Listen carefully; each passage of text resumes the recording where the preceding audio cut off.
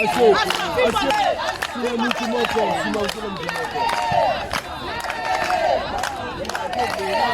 Business TV 100% nzango na nzango.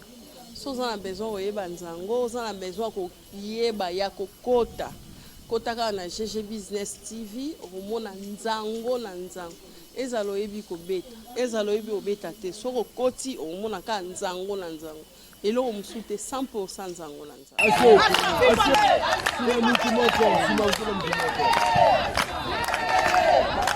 On s'abonne na chaîne Nabiso GG Business TV ezali doki chaîne moko ezo sala ba manzango doki chaîne moko doki soko landiango ko elengi okoka gu ya kobeta nzango doki ezo ko apprendre ba tundinga kobeta nzango tout d'abord eza sport moko pona ba maman doki ozala apte doki okobela bela pamba te tant on sala physique obeta nzango oza makasi oza art doki oza na makamunyo surtout normal yango na bengi ba mama o bazana besoin ya ko beta nzango o ba apprendre nzango ba ya une équipe mama GG Business donc iso yebi nzango te ya ko s'apprendre donc biso na GG Business kitoko donc gu elengi donc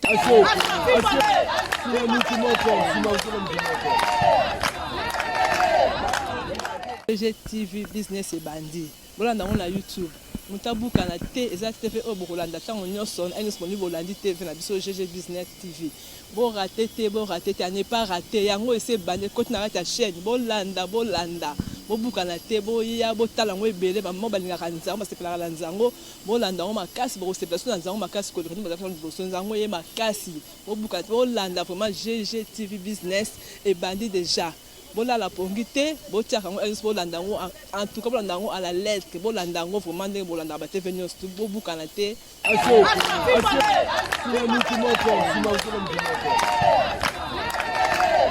eza chaîne GG Business TV eza unique maka pona nzango to bengisi ba mama o baza posa ko jouer nzango baya l'équipe ya GG Business to former ka chaîne unique makaka pona nzango même formation de zana on ma mission de l'école mais unique maka pona nzango so za posa yo kola ko beta nzango on a posa ba informer oye bande ba beta nzango oye kana chaîne ya GG Business TV to zana to zela bino makasi to zela bino o yebi to za posa prendre o ba ye kolsonde beta nzango to za pas GG Business TV toze bino maboka fungwa boya ebele bo se abonner na chaîne ya GG Business TV.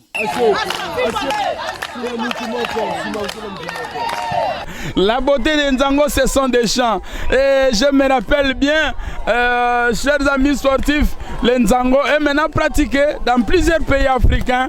Et rappelez-vous, maintenant là, s'il y a le jeu de la francophonie, et le Nzango a été toujours choisi comme un score d'exhibition. Nous pensons et nous croyons que cela sera vraiment inscrit dans l'ordre des sports comme une discipline sportive. Mais en attendant, le Nzango se pratique encore comme un loisir et une distraction pour les dames.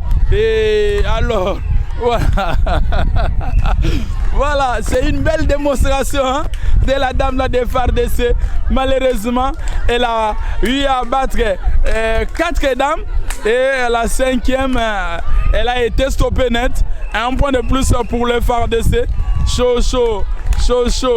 Donc, mais Kina, tu vois, Nzembo est la sélectionné uniquement pour Nzango. Banzembo yo. Bana baso kola kanango, maman kola nango, lelo yo comme c'est important. Mais oui, on a aussi créé parce que l'autre fois les Nzango est là qui codifié. Maintenant les Nzango est codifié et ça n'a pas code, n'a pas règlement. Donc auparavant on jouait Nzango à bongo parce que Nzango est code on doit être en boulou yoko yeke. Mais si koyo tozan banzembo over mais ils ont encadré nanzembo na rythme nandenge maman obetela. Donc on a créé ba chambre sous par rapport au autre banda qui kobeta nango la bomwana. Même le rythme ezakande mon côté. Donc ezandenge mususu na autre banda kobeta na bomwana. Yangwana sikoyo pour jouer, tu vas pas jouer comme tu jouais auparavant. On peut jouer techniquement. Donc c'est un peu ça pour les Nzango. Et nous avons remarqué que nous avons aussi l'arbitrage dames pour les différentes rencontres dans Nzango. Et comment on peut nous dire d'abord, explique-nous un peu, est-ce que dans Nzango tu as un arbitre à Bassi, Mimbali Bazate ou à Mimbali Bazali et conditions comme arbitre dans Nzango et Zaganine? Bon, arbitre à Bassi, Mimbali Bazali. Donc moi ça ko arbitrer, mobali pas ko arbitrer. Donc pour nous comme arbitre, il y a Nzango quand la formation. Donc il faut être formé, yo moko pe oye ba discipline, oye ba ko pratiquer. Donc exact que tu ne connais pas pratiquer oya comme arbitre. Non non, il faut d'abord yo moko pratiquer yango net au compte ça pour que au comme arbitre. Donc c'est un peu ça. Voilà. Alors, c'est un match entre les FARDC et le Nzango Club Don Bosco qui est très animé et c'est vraiment un match important pour les deux clubs parce que ce match, si vous gagnez la première journée, ça vous relance dans la compétition, mais nous sommes encore au début de cette compétition et je pense que toutes les équipes sont venues avec ambition de jouer la finale de cette 3e édition du tournoi qu'organise l'ONG Vision d'Aigle. Alors, nous sommes témoins d'un chaos des FARDC. C'est intéressant. C'est intéressant quand la joueuse marque un chaos de plus. Voilà, c'est vraiment la joie totale et c'est ça la beauté de Nzango.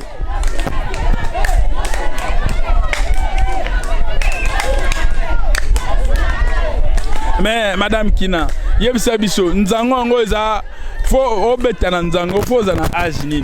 Est-ce que tangi ba âge ou tout le monde a ko beta ben Nzango? Non non, ils ont acheté. Âge exact. Yango ningo mo ba maman musu baza ba maman 60 baza 55 ans. Donc âge exact. To bandango dès le bas âge na l'école primaire déjà, bazali na formation na bango tozana bana. Donc d'ailleurs quand ils ont un match au mona bana oyo bazana ba 17 ans 15 ans bientôt là bazo kota bino mo bomona pe bana wana nde bazo beta. Donc Nzango eza nango na acheté mais eza aussi ce que to créer banzango oyo ya bato déjà bakola to créer yango mais oyo eza banzango compétition dans les athlètes actifs. Il y a des mamans de 60 ans qui sont des athlètes actifs. Ok, alors c'est vrai. Après cette pause qu'on observe sur le terrain de ces matchs entre les FARDC et les Nzango Club Don Bosco. Donc on reprend de belles manières.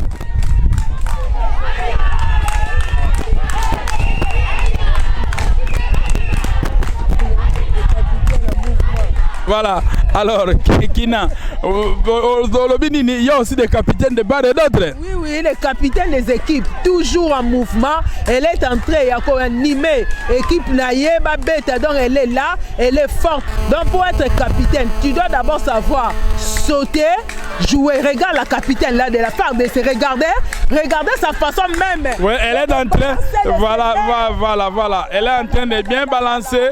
La séquence est une belle séquence. Elle est en train de balancer les mains avec le chanson. On sent qu'il y a la tactique, il y a le rythme, il y a la beauté de ces jeux. C'est cette joie-là même de jouer au Nzango. Mais ce n'est pas facile, mais nous sommes encore à la seconde période. Rappelez-vous, nous vous avons dit que c'est les FARDC qui a amené à la pause 43-20. Donc c'est un match très compliqué. Capitaine de l'équipe Belande parmi la FARDC.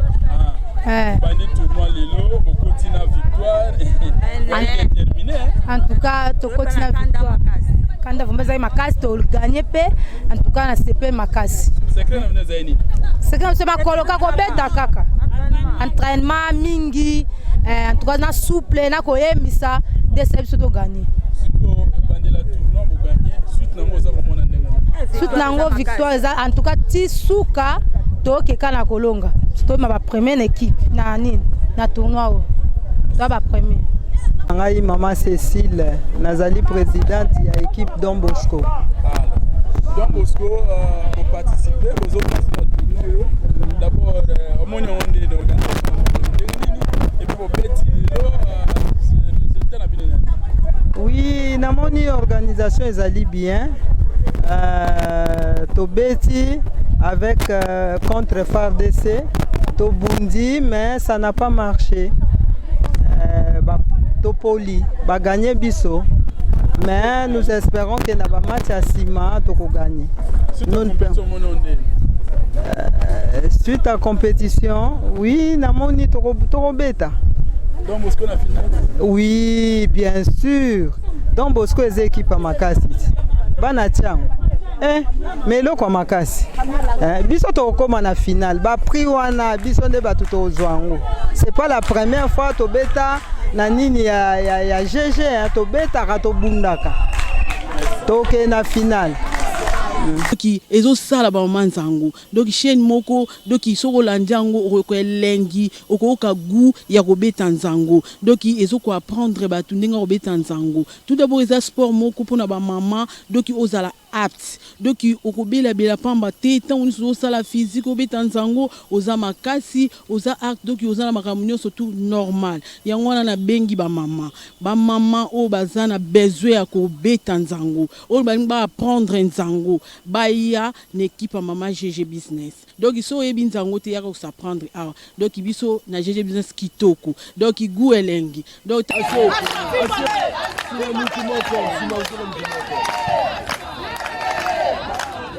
GG TV Business et Bandi. Bolanda on a YouTube. Mutabuka na te exacte fe o bokolanda tango nyonso est disponible Bolandi TV na biso GG Business TV. Bon raté à ne pas rater yango ese bande côté na ta chaîne bolanda bobuka na te boya botala ngo ebele ba mo balingaka nzango basepela la nzango bolanda ngo makasi bo sepela so nzango makasi ko ndimi ba so nzango ye makasi bobuka bolanda vraiment GG TV Business et Bandi déjà bolala pongi te botiaka ngo elis bolanda ngo en tout cas bolanda ngo à la lettre bolanda ngo vraiment ndenge bolanda ba TV news bobuka na te